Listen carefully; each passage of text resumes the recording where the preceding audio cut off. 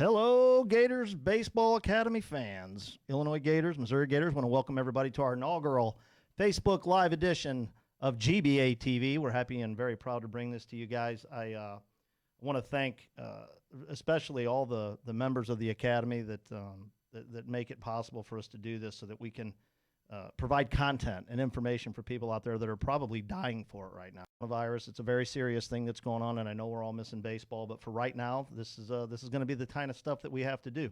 There's a new surge in technology that people are using for all kinds of things across the world. Baseball and training and things like that are no different. We're having fun with it. People are actually using it. People are having get-togethers with it, whether it be Zoom or things like this. So we're going to utilize it and have some fun tonight, and we hope you guys will join us for this ride. First and foremost, I want to thank, when we thank people like House of Music, which there's probably not a lot of music going on there right now, they're one of the local sponsors that we have for the Gators Baseball Academy over at the Sports Barn in Wentzville. It's a local small business. They're currently offering non-contact curbside pickup orders and daily specials. These are the people that support baseball. They support things in the community. Now more than ever, they need us. And you're going to hear from a few more of those places as they've picked up some of the segments that we're going to be doing today. But right now, we do want to thank Brewskis. They've been with the Gators Baseball Academy for a while. So give them a call and put in an order, 636-37. Well, this first episode of Gators Baseball TV would not be complete without real talent. So let's welcome in a couple of our Gators instructors and people of authority that I like to say. First and foremost, let me welcome into my left Coach Tim Funkhouser. Coach Funkhouser is the high school baseball coach at Edwardsville High School, but he's our director of player development for the Gators Baseball Academy and for our youth Gators. Welcome to the show, Tim. Hi, Jim. How are you? Doing okay. And, of course, now we're going to switch over to everybody's favorite Gators instructor and Missouri and Gators Baseball Academy director, high school director. What's going on, buddy? Well, Jim, thanks for having me in today. Yes, and on the line is the buck stops here. El Presidente, one of our owners that I want to thank for being a part of this show as well. Let's welcome in Chris Craddock. Hey, everybody. Well, Chris, first off, also, I don't want to be remiss and not thank Joe Lopez and Steve Marion, the other two owners that, in conjunction with you, have formed this club over the years and put together what I think growing and hope to be. But in the end, it takes guys like you with a passion and a commitment, and I do want to thank you guys for allowing me to be a part of this. So, away we go. I want to let everybody know what we hope to accomplish here today. Obviously, we're going to have some fun. People are missing baseball. A lot of the people that will pick up on this show will probably be members of our academy, whether it be in the youth or the high school sector. Hopefully parents, players, coaches, people that we know in the community are watching. And you can jump in anytime you want in the comment section. We can have some fun. But for the most part, we hope you guys can get something out of this. And if you want to learn more about us, if you're not part of our organization, you can do so by going to GatorsBaseballAcademy.com. You'll learn about our four-pillar system and some of the great people that we have working for us. And in the end, that's what it comes down to, folks, is people. If you have great people, you can do something. We're going to talk to Chris Craddock here in just a second to kind of get a State of the Union, so to speak, from him. No political jokes out there, folks. Before we do that, though, I do want to remind you guys to make sure you're following us on all of our social media platforms. On Twitter, you can find us at GatorsBA. Instagram is Gators Baseball Academy. And, of course, if you're watching this on Facebook, it's Gators Baseball Academy. We're going to highly encourage you to make sure you've liked our page. Like this post, share this post, comment on this post, and we're going to have a fun contest for you later. Right now, I want to go to Chris Craddock and let him kind of talk a little bit about, like I said, a State of the Union. But for us, first and foremost in the front of everybody's mind is where are we with the coronavirus and how it's affecting our club? I think right now what we all know is it's kind of shut us all down, right, for non-essential business. Yeah, unfortunately, we are shut down both facilities, and we've worked our butts off. I say the kids worked their butts off all fall, all winter to go through the training process, get ready, and then to have the rug pulled out from under us here at the final hours, pretty disappointing. Walking around the barn with nobody in the building is kind of eerie feeling, and definitely miss seeing the kids. And hopefully we can get through this as quickly as possible, and the tournament directors pump the schedules up, and baseball is going to come back stronger than ever. People out there obviously have bigger problems going on right now, but, it's okay to be a little stir crazy around the house. You can have some personal thoughts. Does it really do us any good right now to get into when we think we're going to start? I mean, it's probably a waste of time right now. And I know a lot of people would love to say, hey, it looks like we're going to start here. We're going to start there. I know, the president had sent out a tweet the other day that got everybody all fired up. We're going to get you back on the diamond. That's great. But the truth of the matter is we have no idea how this is going to play out.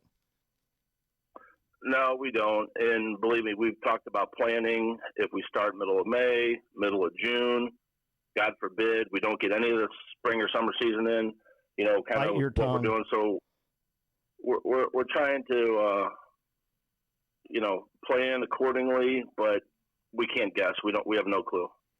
Well, we do want all of our members to know that are in the club and in the high school program, there's still stuff going on behind the scenes. When we got hit with this, you were in the middle of a lot of things. We talked a little bit off air beforehand and joked around, had a little bit of fun with the uniforms, but you're still working on that stuff right now. I know, other businesses that did this stuff, unfortunately, were not immune to this. So things are starting to trickle in, but we do want people to know, and you can say your piece here, that you are still efforting those things behind the scenes. Absolutely. Unfortunately, I talk to our Wilson rep 2 or 3 times a day, trying to, get every loose end tied up.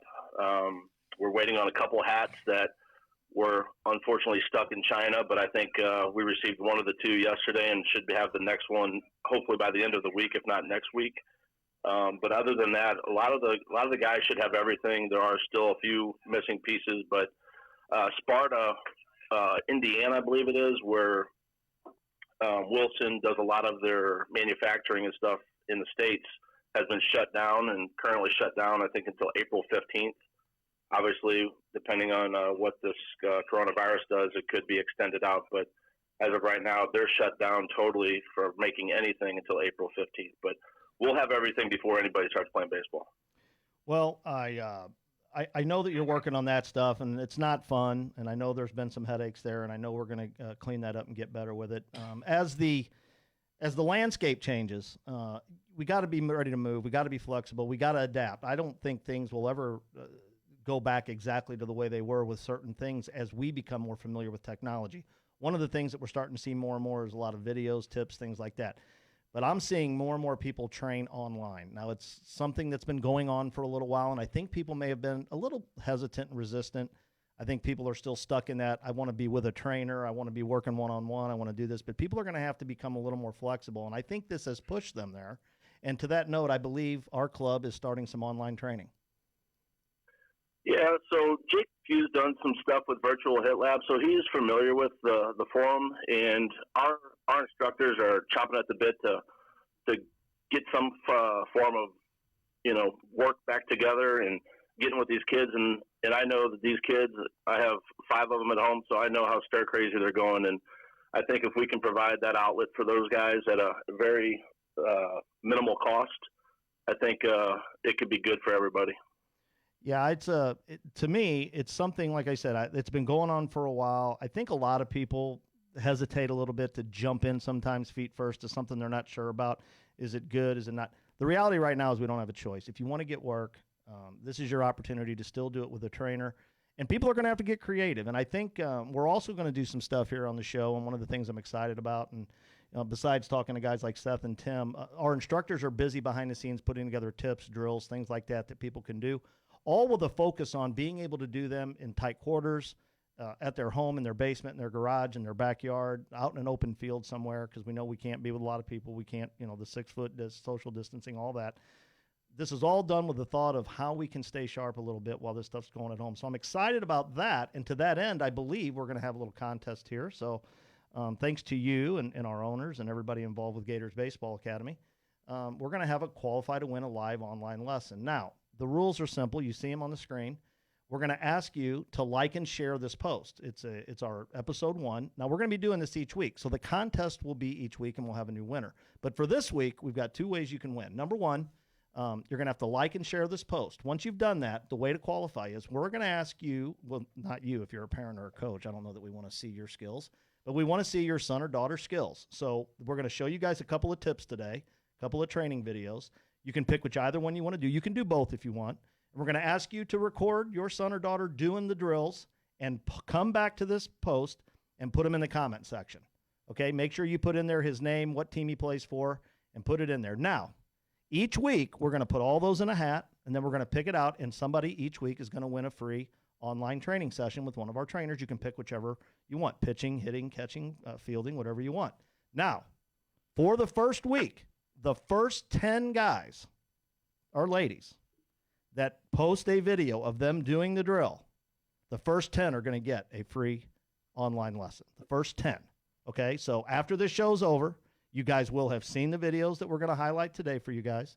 Get outside, get in the basement, get in the garage, get wherever you got to go, make a video, come back, put it in the comment section. First 10 get a free hour lesson. And I do want to thank you, Chris, and again, Joe and Steve, for your continued support of everybody in our club. You did real well. I know you were a little nervous, but you've got a face for radio for sure. Oh yeah. And let you know, Friday we will be putting on our website the availability of all the instructors and instructions on how they can sign up. So the free lessons will take place Thursday and Friday. Then we'll roll out the availability for all instructors on Friday evening.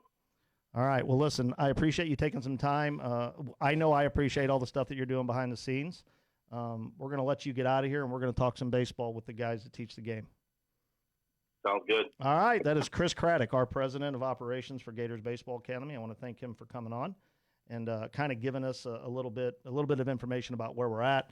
To all of our people out there, like I said, I know how hard Chris works behind the scenes, and he's doing a lot of stuff to try to make improvements on some things, to continue with where we're going as a club, and more importantly, so that when we come out of this thing, we're ready to go as a club for you guys. So right now, I'm going to take it over to our high school director, Seth VonBehren. Seth, first off, a lot of people in the club know who you are, but some don't. I mean, it's a pretty big club. It's hard for you to see everybody. Tell our listeners a little bit about you and your background in baseball. Well, I would say that the background for me came from college baseball. I spent 16 years as an assistant coach at the D2 and D1 levels, and then had an opportunity after that to move on, thankfully, from Chris Craddock, Steve Marion, Joe Lopez, to join the Gators program, learn a little bit about this side of it, right? Because when you're in college baseball, you talk about the club side of it is always referred to as the dark side, because you don't understand the ins and outs of it, and really it's just two different businesses that have slowly over the course of time, I think, gotten closer together in terms of communication and learning more about each other and helping each other out. So I'm thankful to be on this side. I work with some great people, including Tim and our instructors, and here I am today, happy as can be. It's interesting. You and I had a conversation last week about how you wound up here, because you actually had told me that you would have never guessed that you would wind up on this side of it. And then here you are over here trying to develop something. Now, more importantly, I think what you brought with you was some thoughts and opinions on the things that you thought were wrong with all of this, and you're trying to make it right. Some of the pitfalls that we typically see in, if you want to call it travel baseball, select baseball, whatever you want to call it, what are a couple of the things that you were seeing that at first made you pause a little bit and say, man, I don't know about that, but maybe we can make it better? Well, one is I think I felt like it was like herding cattle, and that was a concern for me. And what I mean by that is there was a lack of development being done, I felt like, and it was based on where I can promise kids where they're going to play baseball in the future. And this needed to start at the core, I felt like. And I feel like our owners and our trainers feel the same way now, that we feel like, listen, let's develop first and let the process take place. And then these kids will find the correct environment for them academically and athletically as they play baseball through high school and so forth. But the teaching and development starts at a very young age. And that part was missing for me a little bit. And then the preparing to go to college needed to happen at the high school level. And I felt like we were just behind in terms of the way that was happening and the pace that was happening. Do you see, I know I do, and I'm not going to say, like, I'm not here to bash anybody or say anything, but it sure seems like parents are thinking an awful lot about college baseball at a younger age. What would be your advice to those people that are starting this thing at, 7, 8, 9 years old and are already thinking about college? I think my only advice right now is to enjoy this thing. Enjoy it because there are very few people that are going to play this at a high level and make a living doing this. I see kids even at the college level, and there's a lot of pressure on these kids to succeed.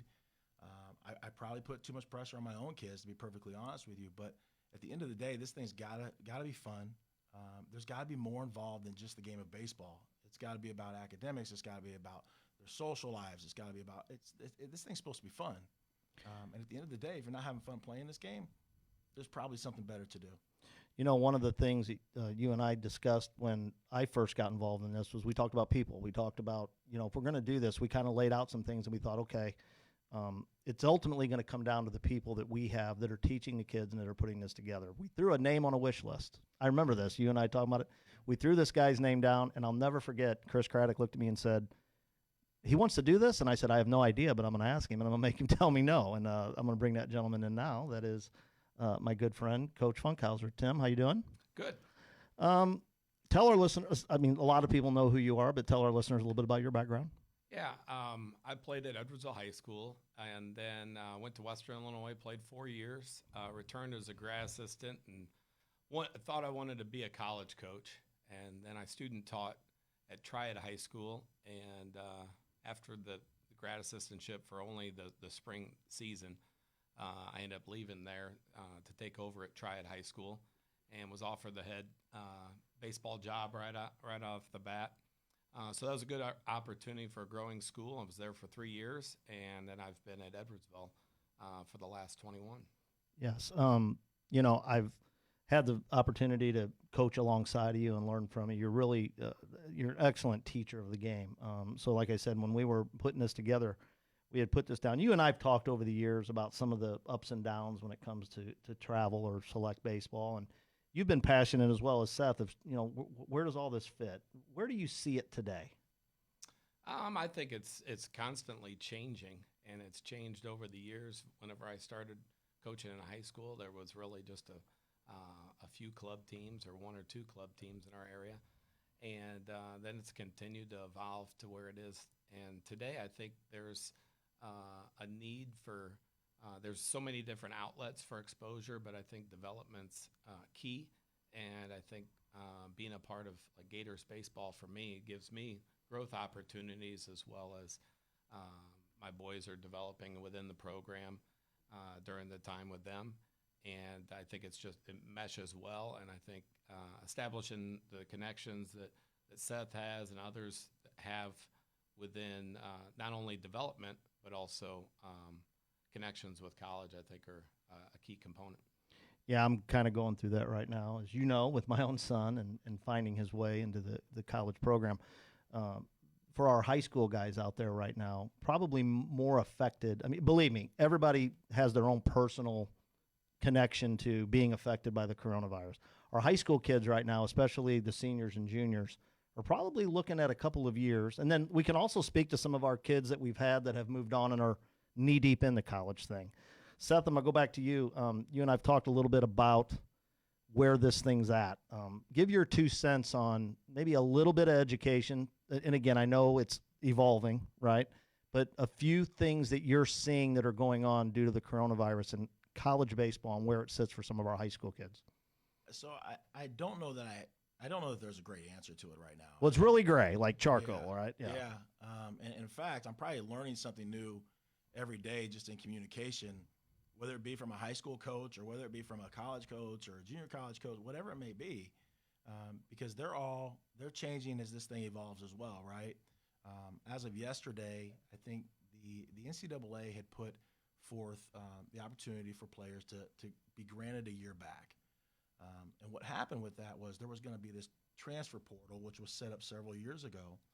That transfer portal was going to fill up very quickly. And I think in the matter of 4 days, the last I looked, there was like 160 athletes that were prepared to transfer from Division I schools. And that was in a matter of 4 days. So this is going to have a trickle-down effect in terms from Division I all the way down to junior college, probably the NAIA ball. And I don't think that we're prepared in this moment to say exactly where this is going to go. And I don't know that the colleges are. Listen, I spoke to a Division II school, and this is not meant to scare anybody. It's just a fact of where people are in thought right now. And like I said, tomorrow this could drastically change. But I spoke to a Division II school yesterday, and they said they may not have a 2021 recruiting class based on how this all plays out, because there's finances behind this. This thing's much bigger than the game of baseball. These schools are going to have to deal with the finances of it, how they're going to fund these kids, and the trickle-down effect of this is a little bit bigger than probably what we think right now. Well, I think one of the things you said is that it's evolving every day. Tim, you and I have talked about it, obviously, because it affects my son. I'm not, fortunately, I think he's going to be okay. His path may not be exactly what we thought it was going to be. But personally, for me, I'm not asking anybody to feel sorry for me or my son. It'll probably be okay. But my point is, you've been knee deep in this the last few days, helping some of your seniors because it's so cloudy. You have a son in that next year's class. Your thoughts on where we're at with it right now? Yeah, I think Seth hit on the nail. You don't really know all the answers right now, but you try to meander through those. And my discussions with different colleges recently is just where you stand right now. Are you going to have a backlog of players, and try to find the fit for the players that are seniors that may not have an opportunity to play this spring and maybe into the summer, and then also start establishing some context for the guys leading forward. But and for the 2021 class and kind of beyond there, it's kind of that reality. Like, you just need to be the best. It's a competitive environment. You just need to try to be the best player you can. And I think not every player is going to return. That even though they have an opportunity to return, not every player is going to return to their same program. And some of them financially might not be able to return just because that's another year of cost for the tuition, with most athletes not on baseball not getting a full scholarship. I think this thing is, we're far from understanding everything, especially at the college level, because they're still trying to figure out what they're going to do recruiting wise. Yeah. I mean, when they've got to sit down with every family at this point, and you become very, Tim is dealing with, I don't know how many kids you have throughout your program, but he's dealing with an awful lot of families. He's dealing with them individually, and he's dealing with that on a scale right now with his own program. Each of these colleges is dealing with their families individually and how it affects that family individually. And like Tim said, finances are different for every family. That's going to play a role. Academics are different for every family. That's going to play a role. This thing's going to take some time to play out. Clear as mud, right? Yeah, clear as mud. Tim, so you're right. Let's start with you, and then we'll go to Seth, and then we'll kind of get into it a little bit. We're going to have a couple of drills here for some people to try to stay sharp. And as we mentioned earlier at the beginning of the show, the whole key here is to try to not dummy them down, but basically try to make them so they're user-friendly under the constraints that we have right now. Advice, though, because let's face it, I am sure, because believe me, it's going on at my house, for all of our parents out there that are listening and all you kids out there, like, there are conversations going on. I don't know how many kids we have in our programs. Seth, it's got to be 800, something like that. Yeah, close. Okay, so, and then listen, this is for every club this is going on, right? There are conversations going on in households all over America where mom or dad are telling these kids to go outside and run, go in the backyard, kick a soccer ball, do something, because we are going to come out of this. When? I don't know. But what would be your advice for all the athletes, young or old? I mean, doesn't really matter. I mean, obviously it gets more serious the older they get. But what would be your advice for all of our athletes that are watching right now? What should they be doing right now? I'd say a basic overview is, first, make sure you're doing something safe. So we're not telling you to go up to the ball diamond and get a bunch of buddies and play. The second thing is you need to make sure you're still killing the academics. So I know in our town, spring break just started, so they get a break from that.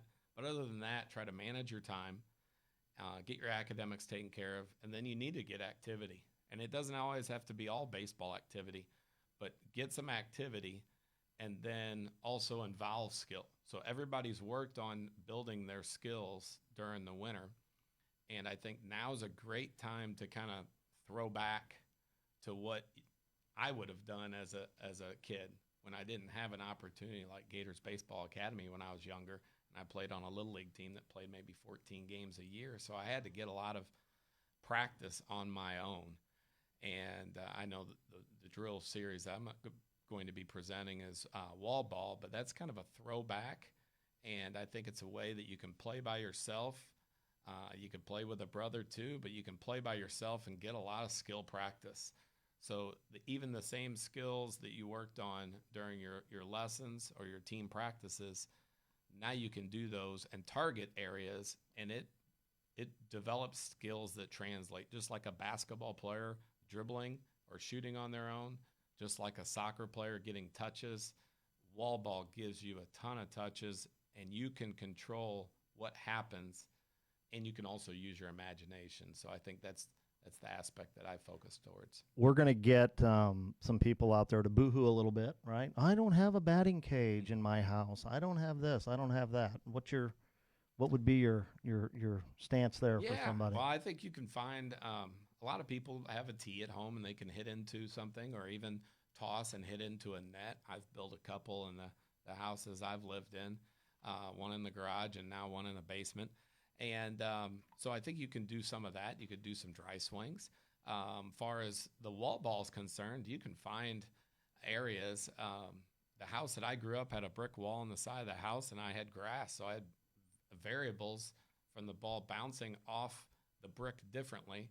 And then I also had variables as the ball bounced off the grass. It changed over time as I wore out those areas.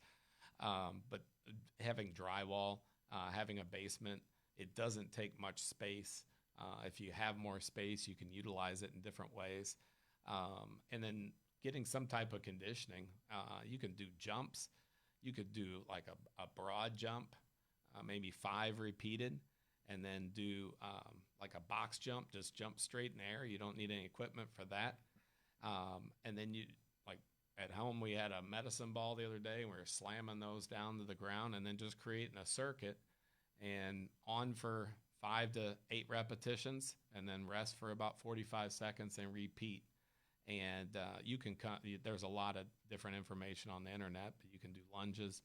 You can do a lot of side shuffles. There's a lot of different things that you can do to stay in physical shape as well as develop skills. Feels like Rocky IV. There you go. You know, when Drago had the nice stuff and Rocky had to go to It the worked it for did work. Rocky, didn't it? It did. Seth,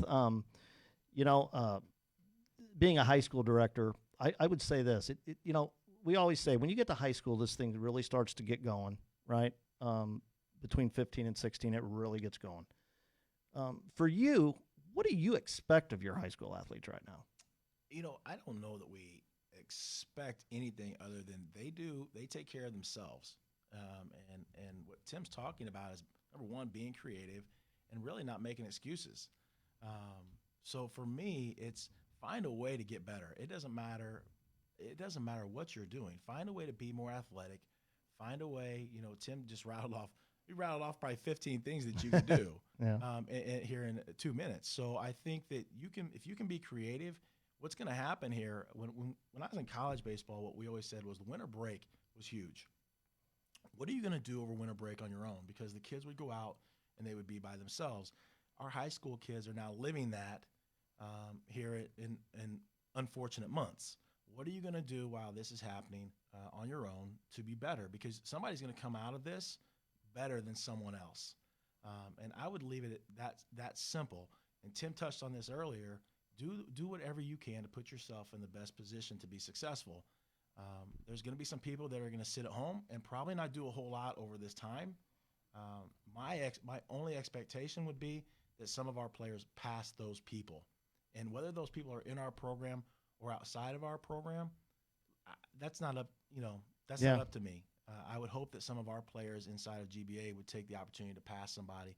If you've been working out of the P3 building, busting your tail, and you have taken off the last 2 or 3 weeks, you're probably falling behind somebody who's been in that building and is busting their tail. If you're not doing wall ball drills here in the next if you haven't done wall ball drills up to this point, somebody has, and they've passed you. Yeah. So there's work to be done. It's just a matter of you finding it. As Tim was talking, I played 3 holes of golf in my backyard, last night, and it's not a very big yard, so it can be done. Yeah. Well, we're no hill for a climber. If there's a will, there's a way. Those types of things. But we're going to try to assist a little bit. Our trainers, as we mentioned earlier, are hard at work trying to put together some stuff for you guys. We're going to go now to our coach's corner. We want to thank Kathy Kilo, a local State Farm agent that's 18 years experienced and been in the business for a long time. She provides insurance for auto, home, business, condos, life insurance, health insurance, and renter's insurance that you have to have sometimes if you're renting. Guys, we're going to ask you to give her a call and just see if she can give you a quote. That's really all she's asking. 636-561-6460. Once again, here's a locally owned business that is taking care of your community and is now asking for an opportunity for your business. And that's really all we're doing here. So, Kathy Keela, thank you very much. We appreciate it. We're going to go now. You heard Tim mention that his first training videos are going to be a series of wall ball. There'll be some progressional stuff that'll come up. Let's see what Tim has for us.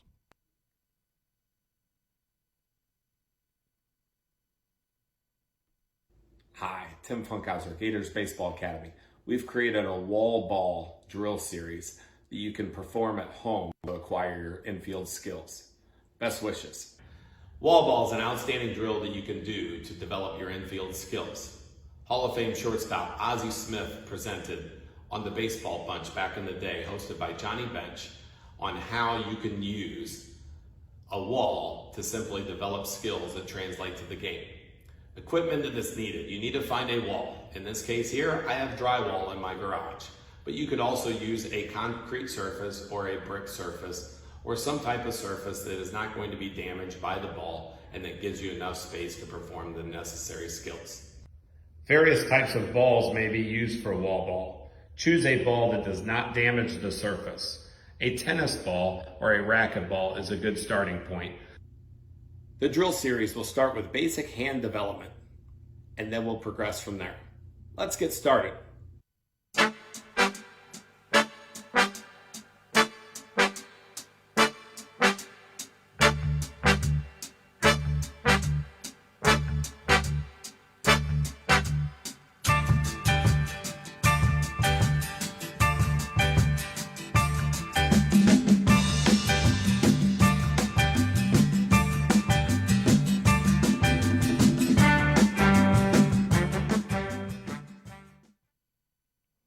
Good stuff, Timmy. The familiar picture in there was your son, Evan. Really good fielder. Had the opportunity to see him develop as a player, so we want to thank him for assisting you there. A couple things you brought up there that I want to bring up. First and foremost, you had mentioned earlier about finding a wall to do what it is you're doing. Number one, make sure, kids, let's not break any windows. We shouldn't be doing any of that. A tennis ball goes a long way, I always say. But yes, first and foremost, make sure you're in the right. Talk to mom and dad first. Make sure wherever you're doing it is fine. Find the right ball for what you're doing. But the thing that I want to bring up, Tim, is I think this is kind of funny because we've been with these same group of kids. Well, you've been with different groups, obviously, but our kids since 7. And I remember when we first started doing those drills when they were little, and I think they thought they were a little monotonous. And it's funny, I was telling Bob Zolzer, who coached with us, that I was watching the kids get ready for one of the practices right before the season was cut short, and here's all these 18 and 17-year-old kids out there doing this exactly what they were doing when they were 7. So some of this stuff may seem monotonous to people, but it's stuff that you even see pro players doing to this day. Yeah, it's stuff that I mentioned in the video Ozzie Smith did on the Baseball Bunch, and then when he was in the big leagues, he was getting short work from his knees, and the balls were being hit to him every day, and you see a lot of pro players doing that. You see pro players doing it off of walls, like where the concession stands are at the spring training facilities. And I think it's a great throwback, and a lot of people relate to like wall ball being the tee for baseball.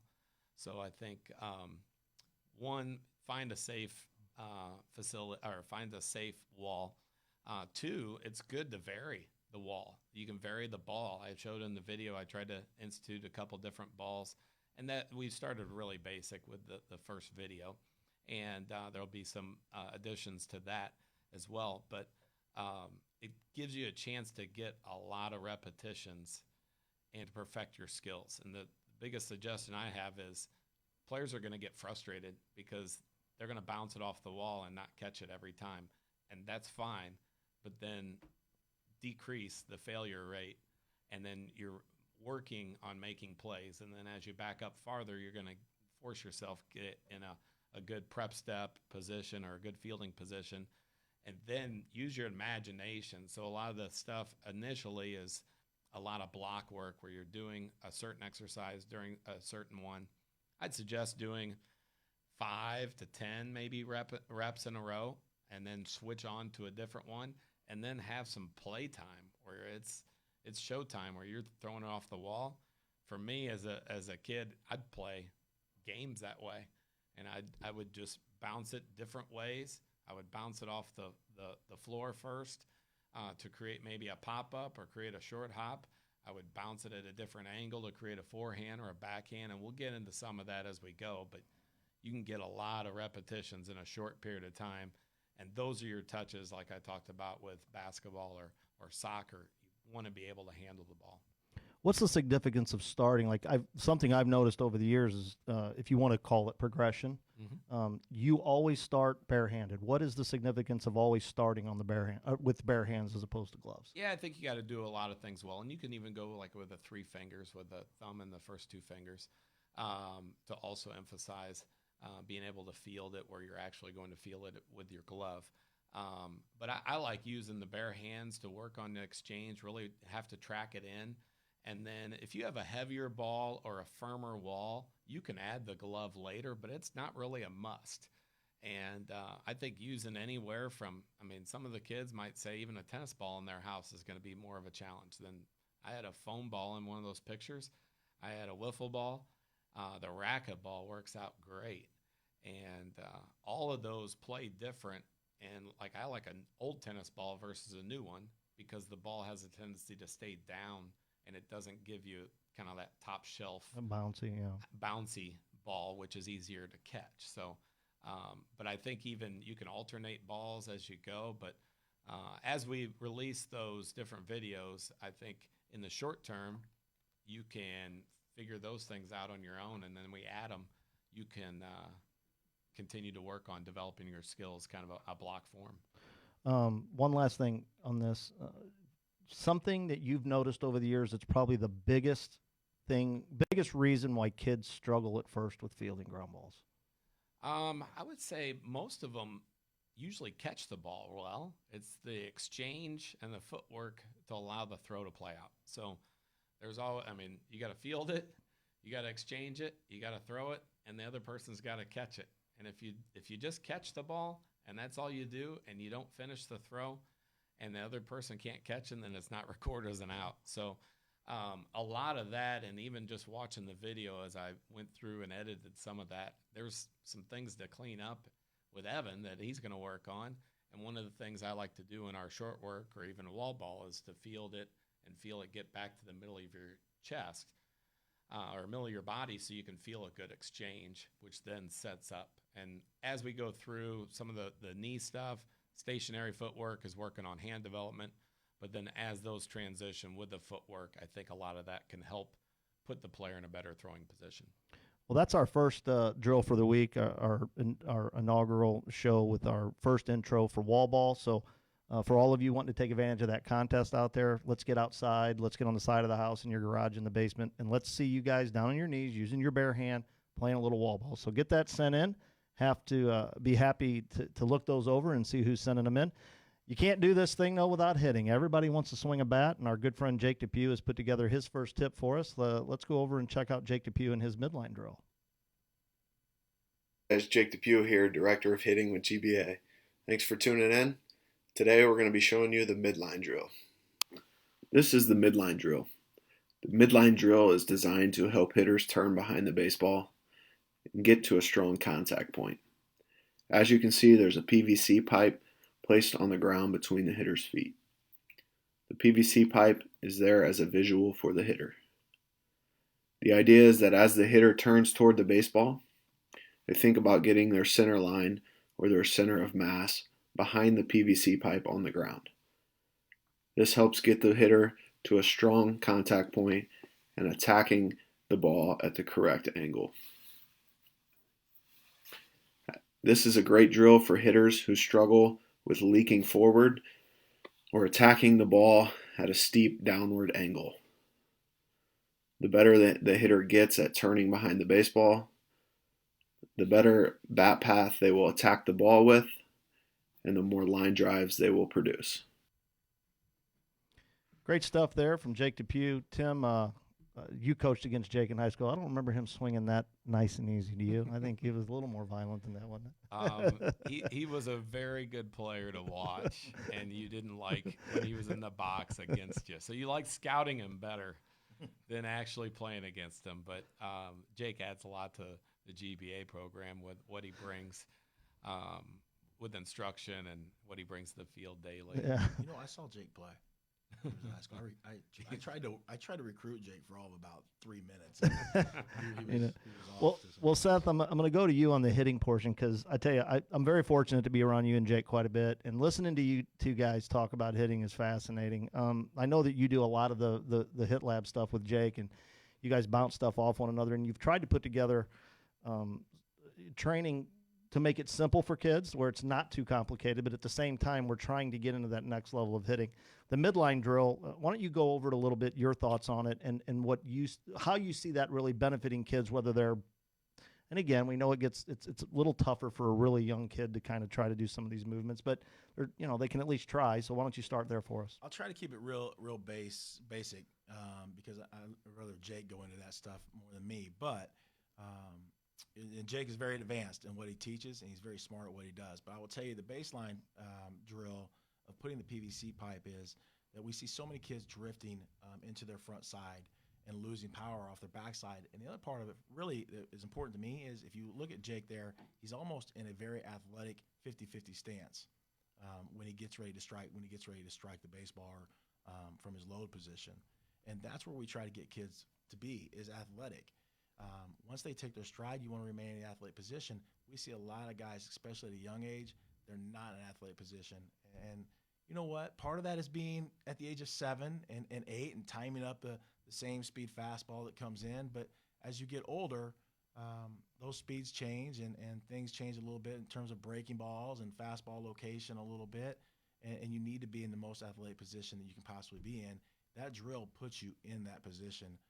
So ultimately what you'll hear out of Jake and myself a lot is get to an athletic position, and that goes for almost anything that you do in sports. And that really getting to that position that he's in behind the baseball is his athletic spot. And I'll tell you, Jake swings a little different than what he did when he was in high school too. But Jake, we have great instructors all the way across. I've had the opportunity to spend the last 2 or 3 months with Tim on Wednesday nights, and I try to stay out of his way. But I've had the opportunity to learn from Tim for the last 3 months, just speak the game and teach the game to young people. And I've learned as much as hopefully they have just listening to him. And I do the same with Jake. Jake is well known right now in the metro area, in the St. Louis area, and it's starting to become more on a Midwest national scale in terms of the people that reach out to us asking for his opinion on the way things should be evaluated. And there's some companies that I don't want to name right now that have reached out about Jake and getting Jake's thoughts on hitting. So we're very fortunate to have people like Tim and Jake involved in our program right now. For you, same question as I asked Tim about hitting. Probably the number one thing that makes is a tough word. Number one reason kids struggle with hitting. Honestly, Jim, for me, I think there's too much coaching at a young age. Like, I hate to say this, but we don't let them be kids. We try to make them robotic. And for me, let's let the kid go out and be who he is. You know what's amazing here? You say, let me stop you. I've never, because of some other things that I've done, I've had the opportunity to talk to some of the best guys in the country. And when you talk to them, they all say the same thing. When they're kids, when they're young, they want them to just swing the heck out of it. Yeah. Just swing it, man. Don't get in there and think. Just get in there and swing it. Let it go. You know, but Brian DeLunas told me that a long time ago about pitching. He said, you know what? When my kids picks up a baseball the first time, I'm not going to say do this. I'm going to tell them, man, throw it through the wall. Just throw it. Yeah, just let it fly. Tim and I and Jake and Tim and Jake and I, we've had this talk a lot. There's several pieces to hitting, and Jake teaches the swing part of hitting. Approach filters into that to a degree. But at the end of the day, there's some hand-eye coordination that goes with this, and you've got to let people be who they are and become the athlete that they are. Well, athletes play. You know, there's a lot of athletes that may not have the prettiest swing or may not field it the prettiest or may not, but man, they get the job done a lot. Yeah. And unfortunately, there's some ugly swings in the big leagues that work. Sure, why not? For some reason. Well, we definitely want to thank Kathy Kelo for sponsoring our Coach's Corner. And for all of our kids out there, as we mentioned at the beginning, if you're watching this, okay, it's contest time for you guys, okay? So as we mentioned earlier, one of those two drills, pretty simple. We just need a video of you in the comment section of this post. After this show's over and we're all done, we will pin it. So it'll be our pin post for a week. Okay, the first 10 of you out there that put a video in the comment section of you doing it, make sure you put your name and what team you play for, okay? If we see that video, the first 10 to get on there, you're going to get a free online lesson from one of our instructors. You get to pick, and then we're going to pick one more person at random for those that don't get on the first 10. So if you're not the first 10, you're not out, okay? So very simple. You got to make sure you've liked and shared this post. You can still share it even after the show's over if you haven't done so yet. But if you haven't done so at this time, I'm going to ask you to do so. Make sure you've liked it, shared it, and put in your video of you doing that. First 10 guys get that free lesson. One more remaining person after that we'll pick at random, and we'll announce that winner on the show next week.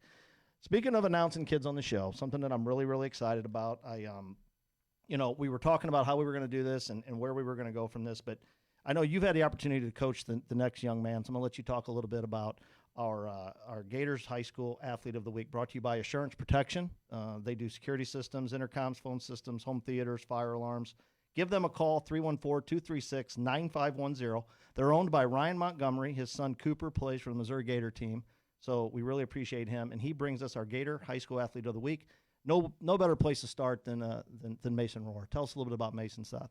Well, listen, Mason is a little bit of a freak athlete for his age. He's a strong kid. He's worked extremely hard at his game, and the future is very bright. I will tell you that we went from there being a projectable kid with a projectable body to starting to see that become a baseball player. Listen, he struggled last summer or last spring in high school, and I think there were some question marks. And I think that Mason heard those question marks. I think that he took them a little bit personal. His work ethic was very good, and man, I was excited to see what happened this spring. Tim probably was not as excited to see what would happen this spring, but we were. And I thought he had done a lot of work with Jake. I thought he had done a lot of work on his own. And he was prepared to have a big spring. And listen, we have some people calling us that I would have never anticipated calling us about his future. And hopefully those things will fall into place. There's a long way to go before that ever happens. And I hope we get on the diamond soon and see that how much work he has put in and watch it pay off. Well, let's give him a call. Let's get him on the line. I want to hear from him, see what he's got to say. Hello? Mason Rohr, you are our 7th caller. Hey, guys, what's up? How are you? Man, I hope you weren't Good. listening. Your buddy Seth was just railroading you like nobody's business. You know how Seth likes to do that to you. Well, listen, you're our first high school athlete of the week for our Gators Baseball Academy, so congratulations. No better place to start than you. Thank you. Got a couple questions for you. We'll keep it brief, but we just wanted to highlight. So let's start where it all began for you. When did you first realize you wanted to take baseball more serious? So it's kind of funny. I played baseball from a very young age. I started when I was about 3 or 4, but I actually quit. And I didn't play for a couple of years. And when I was about 7 years old, I got back into it. And it kind of just took off from there. And then once I reached about 11 years old, that's when I realized I wanted to take it seriously, and that's what I wanted to do. I had the opportunity to coach you a few games when you were younger. You filled in for the team that I coached with Tim. And I think at a younger age, we knew that you were awfully athletic, awfully physically gifted.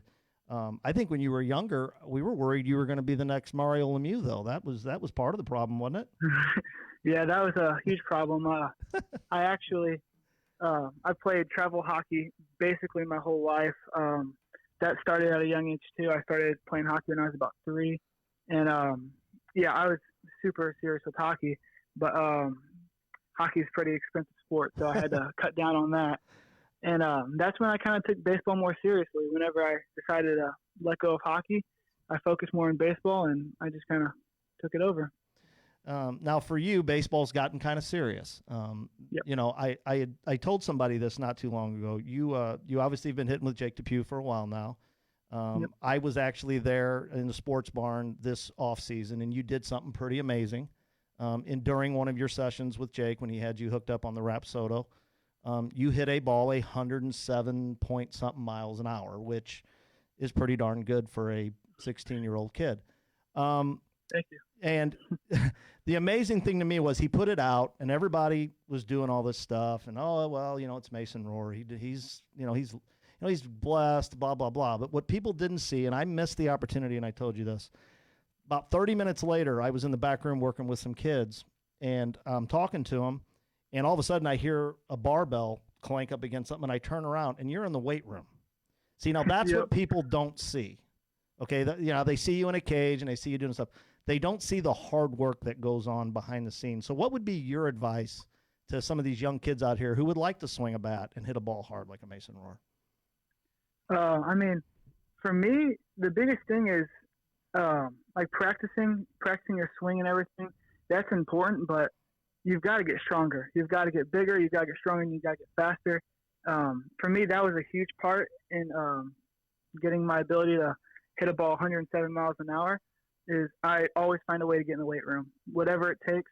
If I have to miss a hitting lesson to work out, then I'll do it, because I know in the long run, I mean, you've got to work out, got to get bigger. You are committed, correct, already? Yep, Missouri State. What's your ultimate goal there? Honestly, I want to play college baseball, but I mean, the goal is to play professionally to wherever that takes me. But yeah, for being committed to Missouri State, I can't wait to get down there. I'm actually counting down the days so I can get down there. But yeah, just to play at a huge school like that, I'm honestly blessed. Well, I tell you what, you're a hard worker. I'm going to ask you this question. I would be surprised if it's anything other than what I think it'll be. What are you doing right now to stay sharp? Like I said, I'm working out. I'm finding ways to hit as well as I can. Like Funkhouser said earlier, I've got a tee and I've got a net in my garage I've been hitting on practically every night, and I've got a punching bag in my room, which I've just been taking dry swings off of that. And I'm actually fortunate enough to have some weights down in my room too, so I've been working out every day. Yeah, I'm seeing stuff come across here from some of the people in the program congratulating you and stuff like that. The truth of the matter is, I want to say thank you too, because you are around the sports barn a lot, and you're out there helping kids. I've seen you in the back room when they're doing their workouts. I've seen you out front working with them, especially catching and things like that. It means a lot when a guy like you spends time in there with those kids, because I think those kids aspire to be where you're at someday. Now, maybe they want to be Mason Rohr, but the reality of it is they don't even know it yet, but someday they're just going to be the best player they can be.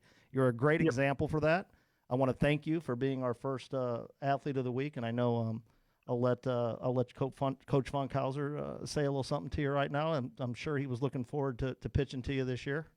Yeah, I mean, the way I look at it is I hope all the guys do well, and when we get out there in the spring, we always want to compete against it, and it's good to you learn a lot of stuff when you face a guy like Mason, and when you make a mistake, you get burnt for it, and when you make a good pitch and he just fouls it off or just looks at it and it's outside the zone, you learn a lot from that game. But keep working at your game. I've seen him down at the sports barn working out, and I look forward to spending the summer with him. And you never know, if you do a little wall ball, you might be able to get on the infield in an inning. Yep. Thank you, Coach. Yeah. Seth? Mason and I get a chance. We speak an awful lot.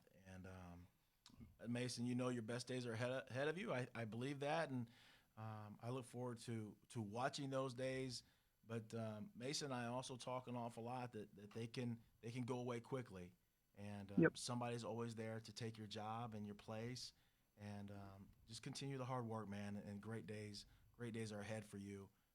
Like I feel like there are for a lot of the kids in Mason's class that are part of our program. Yeah, Mason, I'll just leave you with this. Like I mentioned earlier, that had the opportunity to you filled in for us. From a young age, man, you were always mature. You were a great teammate. You always hustled. We never had to ask you to do anything twice.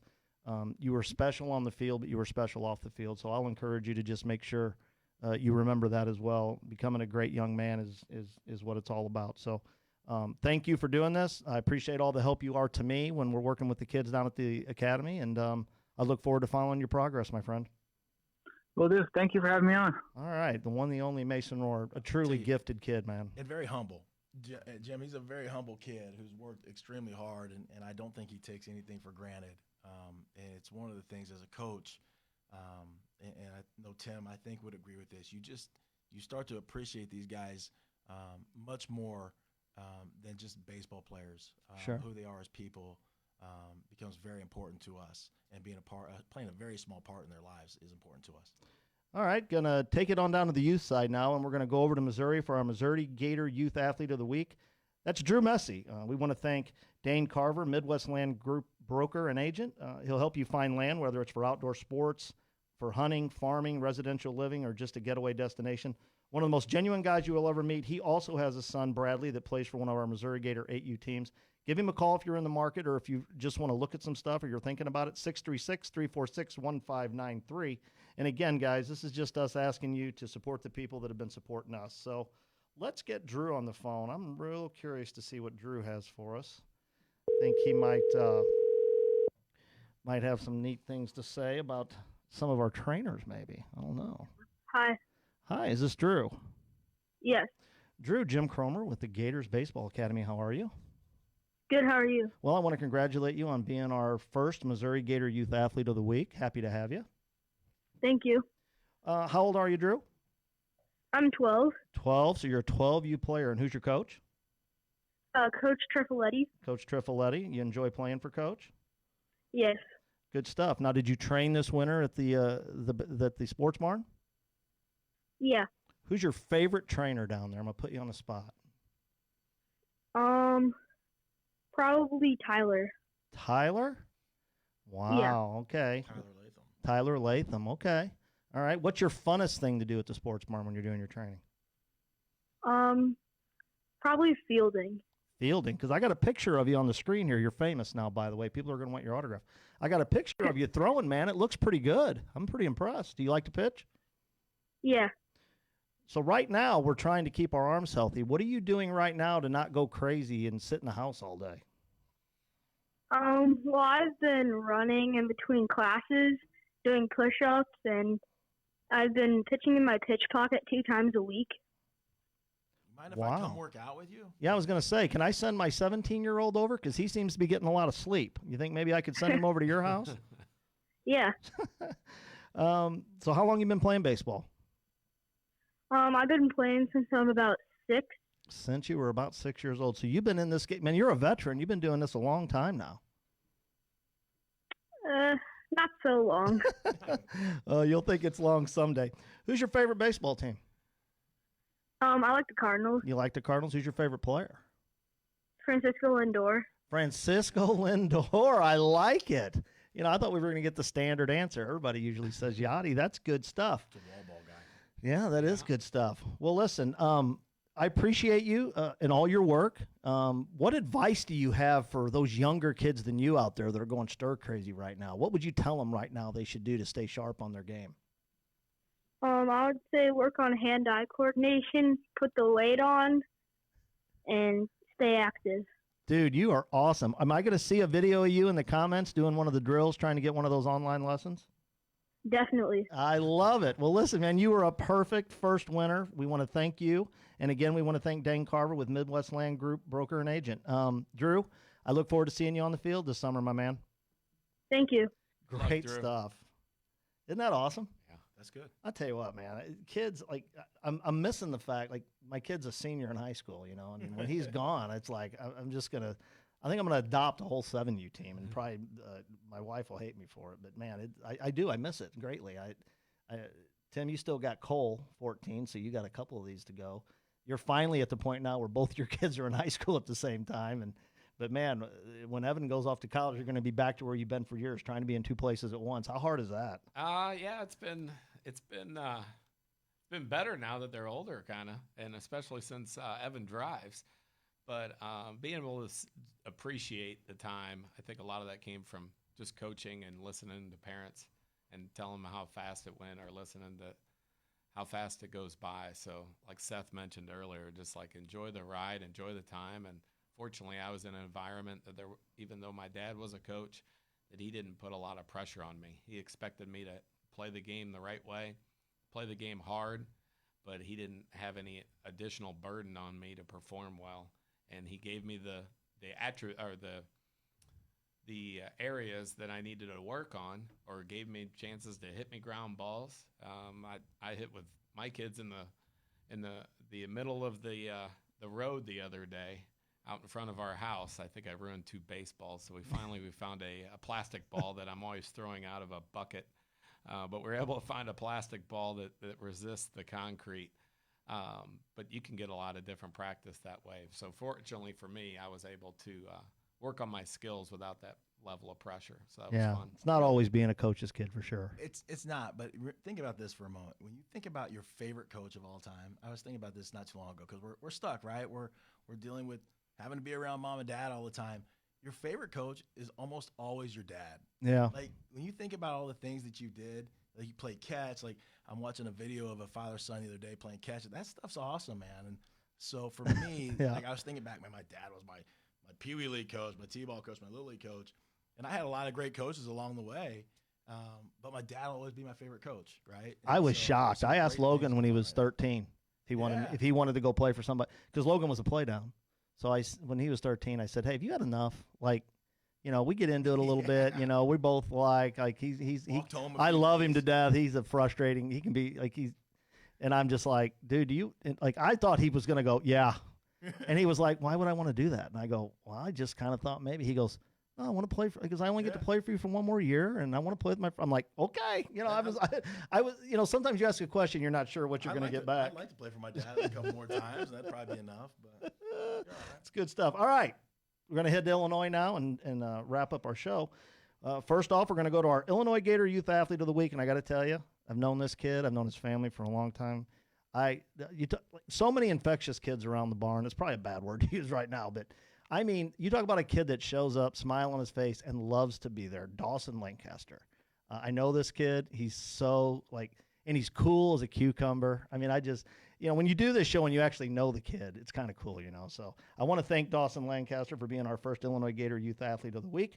I want to thank American Home Lending USA, courtesy of our friend Carl Clayton. Give Carl Clayton a call, 314-749-4649. He's in the lending game. Right now, lending is kind of just going crazy, whether you're buying a new home or doing a refi. And I'm going to tell you guys something, a little cat out of the bag here.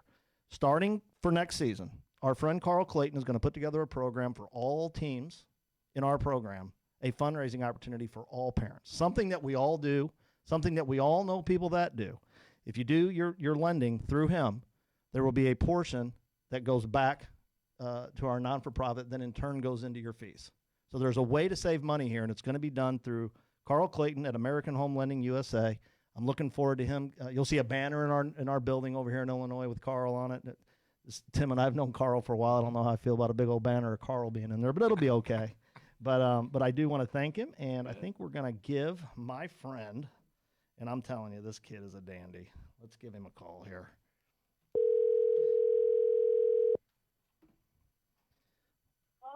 Dawson Lancaster.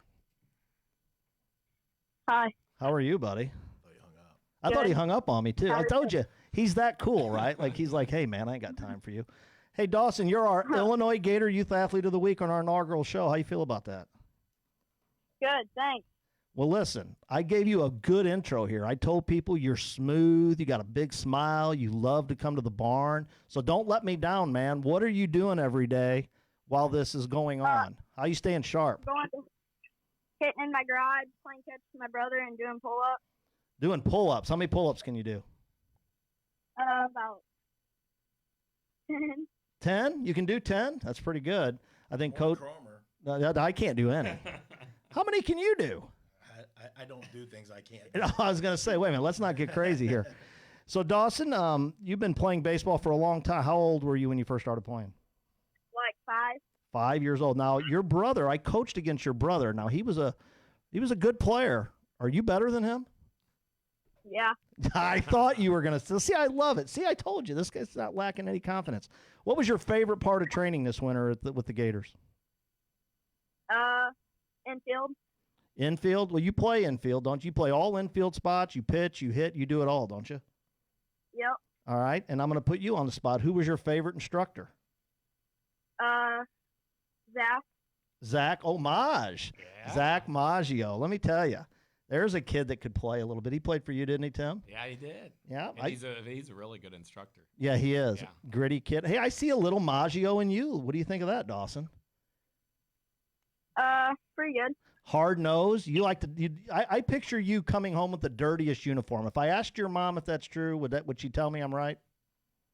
Yeah. I had a feeling when she saw all this white, she probably cringed. But you look good, man. I'm looking at you on screen in your white uniform. You got the long hair going. How long are you going to let that hair grow? Probably I don't know. Well, we can't get haircuts right now unless Mom does it, so you're going to have to let it grow for a while. Who's your favorite baseball team? Cardinals. Who's your favorite player? Harrison Bader. Harrison Bader. Are you fast like him? Yeah. You are pretty Not fast? as fast, but pretty fast. Well, he's pretty fast. If you were as fast as him, I'd be looking to see if you want to sign up with me as your agent, because that'd be pretty good. Well, Yeah. I'm going to tell you what. I'm going to encourage you. I know you will. Listen, I know you're going to keep working, but will I see you doing the drills and posting, looking for that free online lesson? Am I going to see a video of you in the comment section doing these drills? Absolutely. I knew I would. Hey, listen, Dawson, I appreciate it. You say hi to your mom and dad for me and your brother, and I look forward to seeing you when this thing's all over with. All right, my friend? Thank you very much. All right, that's Dawson Lancaster. What a great – you remember him? Oh, yeah. Yeah, he's a gamer, isn't he? He was. He's a baller. He came always ready to work, and you can just tell that picture kind of shows what he carried to the training center each day, and I'm sure he carries out on the field as well. Yeah, I know his mom pretty well, and I said, hey, Ann, I'm going to need a picture. And I should have expected nothing but something done really well, because that's how Ann is. Well, gentlemen, that's painless, wasn't it? Sure. First episode in the books. I mean, come on. I look forward to more. Yeah, this will be fun. I know hearing somebody. we're going to have some different guys on at times. And look, for all you guys out there that are like, okay, what is this? What are we doing? Each week, different tips. Each week, same contest. We're going to ask the kids to do the drills and put them in there. More importantly, we're going to ask you guys each week to tune in. Make sure you share this so that we reach more people out there. It would mean a lot to us for sure. Happy to have all you guys involved in this, but we definitely want to bring more people into our community. So you guys liking it, commenting on it, and sharing it, it means a lot to us, and it helps us bring them in. The tips, different instruction, different thoughts on what's going on. Listen, obviously right now, people are looking for something to do, and we're talking about our current situation. Our intent is to keep doing this and providing you guys with information of things that you're going to be dealing with. You know, I could see us eventually talking to people about different fundraisers, talking about nutrition, talking about speed, strength, and agility, pitching, our friends at P3, our natural people there. College coaches that we know, professional players, just getting different insight to give you guys information. I say it all the time. You can't go wrong by opening your ears. To be frank, I'm sitting next to two guys that I promise you are the two smartest guys in the room. I'm not gonna qualify there. But the thing about both these guys, because I've been with both of them, they're going to go to these clinics and they're going to go to these places and they're going to sit down and they're going to listen and they're going to try to get better. Even though they're already really, really good at what they do, they're going to open up their minds and they're going to try to get better. That's my challenge to all of you out there, whether you're a coach, a parent, or a player. Okay, open your mind, try to get better. Don't be so closed-minded. For now, I would say, for me, I encourage everybody, get outside, get working. Don't let this thing get you down. We will get through it. And that's for me. Coach Funkhouser? Same thing. Find a way to continue to get work and enjoy getting that work on your own, and knowing that you are trying to attain your goals, but also that you're enjoying the love of the game, because when it pops back and we're able to get out there, you're going to be able to see that hard work come to fruition. Seth? Yeah, I would just add on to that. I would say have fun and prepare like you're going to play tomorrow. And enjoy this process, whether you're 7 or whether you're 18. Enjoy this time. You know what? If you ever needed something, and this isn't really the ideal situation, but if you ever needed something to make people realize how important something is to them, take it away from them. And I mean, I've talked to some kids. I know you and I've talked to Drake Westcott. I mean, this is hard, man, on kids right now, especially those kids. You know, having something taken away that you, let's face it, you might take for granted. Whoever thought they wouldn't be playing baseball right now that's played their whole life, but. Jim, Don't take it for granted. I would say this: if people need something to do or some ideas, our phones are always open. Yep. Whether you're 7 years old or 18 years old, you can email us, call us. This is what we love to do. This is what we love to talk about, and I want kids to feel free to reach out to us. Well, it's great stuff. I want to one more time mention all you guys, all of our kids out there. Don't forget about the online lesson contest. Okay, really simple.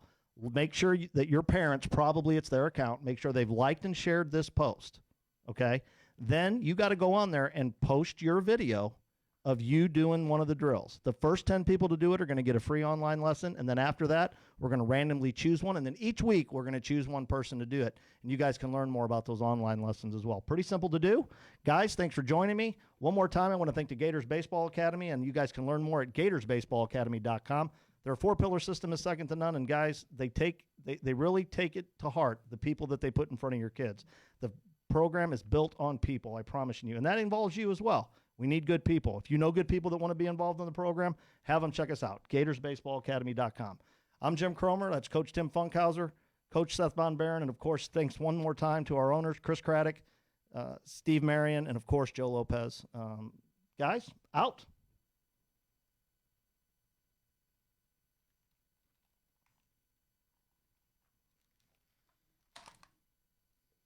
Good job, Jim. Way to go, Jim. Way to go, Coach Funk. Good job. I was, man. I was sitting at home the other day, and I was like, I've got like a free Wednesday night lesson every